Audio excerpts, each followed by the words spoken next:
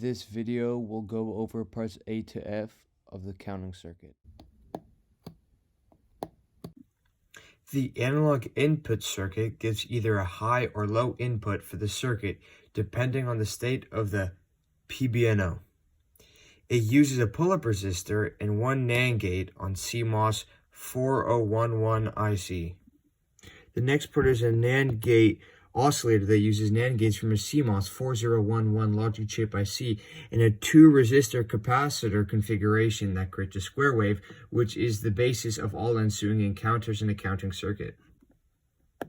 The decade counter circuit uses a CMOS 4017 logic chip IC to convert the oscillating input on the NAND gate oscillator, which will create a 10 LED counter. When the first button is pressed, the output from pins Q0 to Q9 will have their LEDs in which they are connected to, as well as a divide by 10 pin, which is active on the pins of Q0 to Q4 and is inactive from pins Q5 to Q9.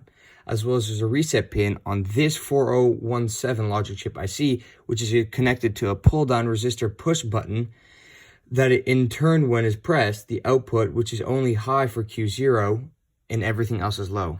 The 4510 logic chip IC is a decimal BCD up-down counter, which takes a square wave and then uses it to create a 4-digit binary counter.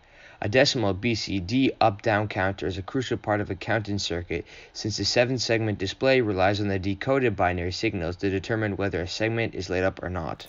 In parts E and F of this counting circuit, a BCD to 7-segment display decoder circuit is created.